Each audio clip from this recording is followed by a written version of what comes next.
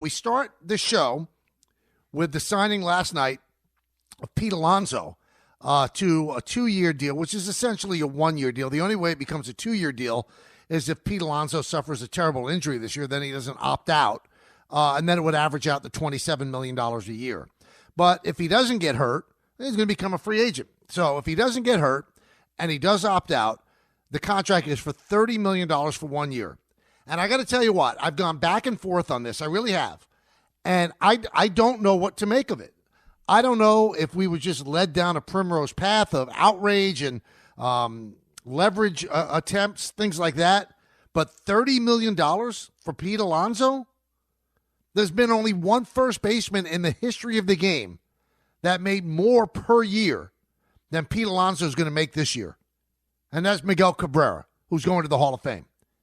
His contract, which was an albatross for the last 4 or 5 years of it, averaged $31 million a year. Well, what the Mets did after holding firm, they were going to give him $68 to $70 million for 3 years. That was it. That was the limit.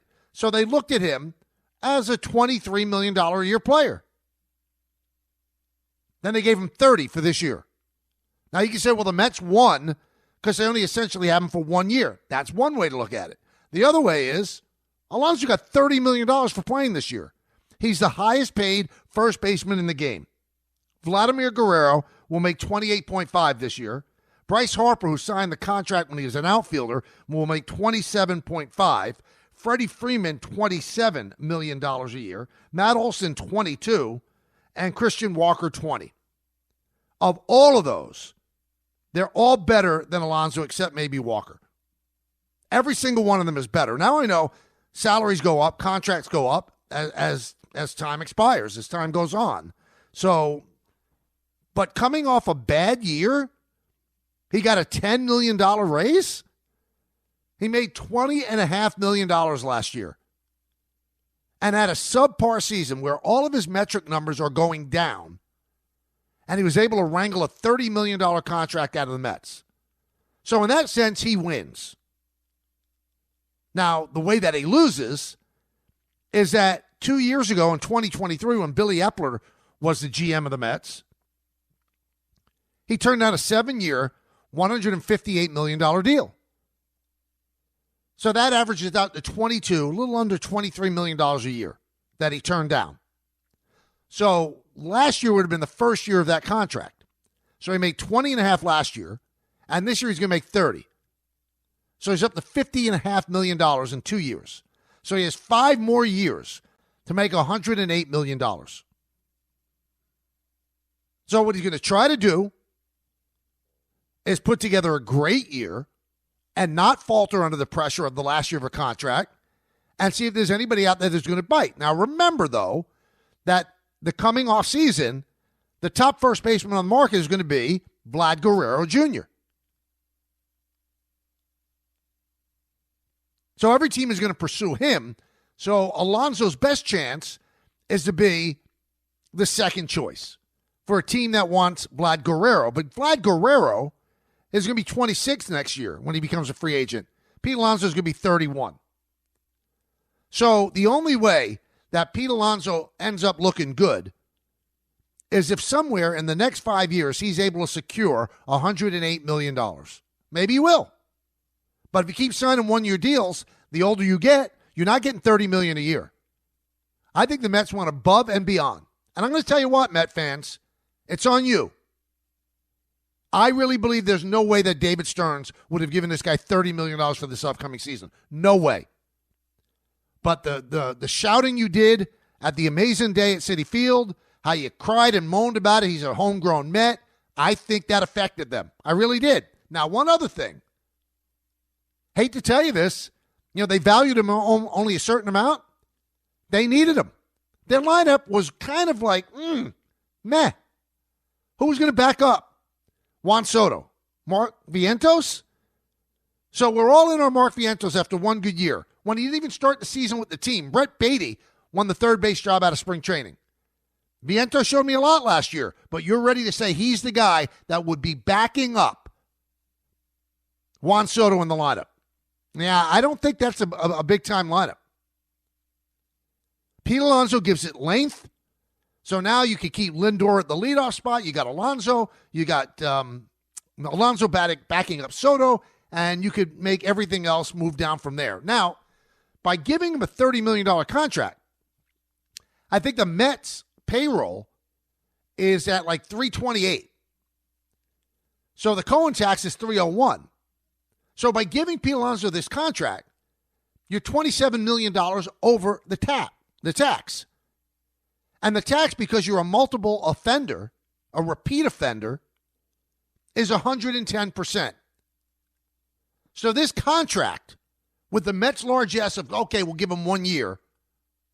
You know what it cost them? The contract's going to cost them $57 million.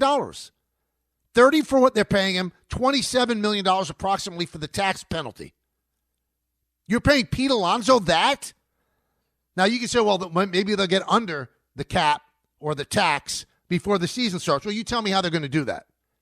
Because even if they're able to move the entirety of Starling Marte's contract, what is that, 18, 19 million? They're still over the tax.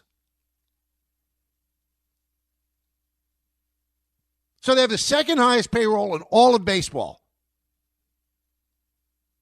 And can you honestly, Met fans, please call in. I want to talk about this because I'm at a crossroads with this. I'm not quite sure how to view what they did. 1-800-919-3776. Are they the best team in the National League East? Forget about the National League. We know the Dodgers are the best team on paper in the National League. But are they better than the Braves? Are they better than the Braves? Because I'll tell you what, Fangraphs playoff odds came out today. The Dodgers are at 98.2% to make the playoffs. Atlanta is 93%. The Yankees are 71.9%. The Phillies, 71.5%. Arizona, 61.2%. The Texas Rangers, 58.2%. And the Mets, 57.5%. They're not even the best team in their own division. And according to Fangraphs, let's see, 1, 2, 3, 4. They're the fifth best team in the National League in terms of playoff odds. And that includes making the playoffs as a wild card. So all this talk about fiduciary responsibility. How? Where? Look, by the way, look at your starting rotation. You're depending on Kodai Senga? How many games did he pitch last year? Sean Manaea? No more Luis Severino. Had a real good year for you. Montas? That's not a great starting staff, and it's not a great bullpen. So how is their payroll $327 million?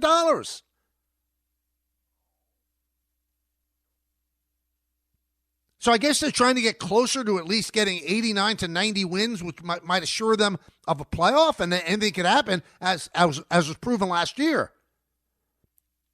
Because what they did as they were waiting for Pete Alonso to actually make up his mind, what? They added Jesse Winker? They brought him back? What's the major move they made? Harrison Bader goes. He ends up signing with the Twins. Jose Siri can't hit. He's a great defender. You still haven't brought back Iglesias. So getting Soto was great. Absolutely great. I'm sorry, it was. There's no other way to look at it. Don't let anybody spin it any other way. Getting Soto is brilliant. I don't care if in 8 years you're going to regret that contract. The next 8 years, they're going to be golden. That's how good this guy is. Don't let anybody tell you differently. Don't let Yankee fans play the hater. Bottom line is, he's a great hitter, bad fielder, bad base runner. But he is an unbelievable player with a high WAR. So he gives value to the team.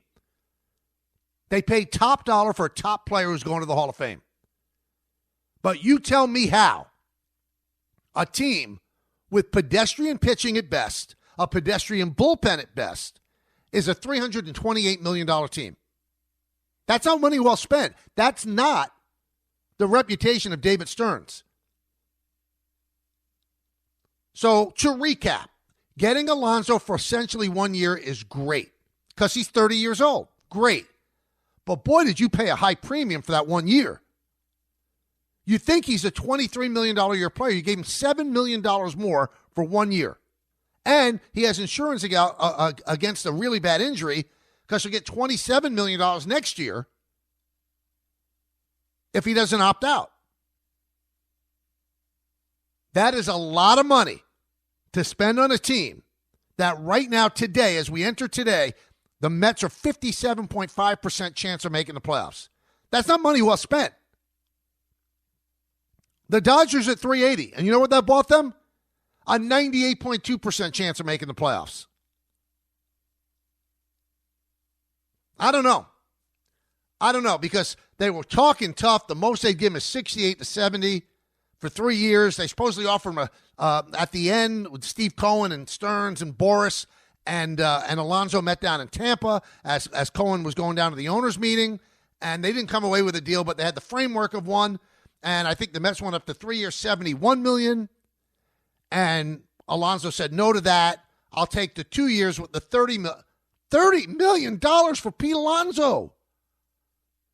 A one-dimensional player. The dimension is a big one. He can hit a lot of home runs. Not a great first baseman. Clogs up the bases. What are we doing? I don't care if it's for 1 year. $30 million for that player is a hell of a lot of money. A hell of a lot of money. Good for the Mets. They get some length in their lineup. But I'm telling you what, they paid Maserati prices for essentially a Nissan. Not a bad car. Nissan's a nice car. Top-level Nissan is really good. Not a Maserati. They're paying Maserati prices for a Nissan. Good deal? I don't know. Oh, you can say, well, it's not. They didn't buy the car. It's a lease. Oh, okay. They're leasing Maserati prices for a Nissan. Or for you older listeners, a Datsun.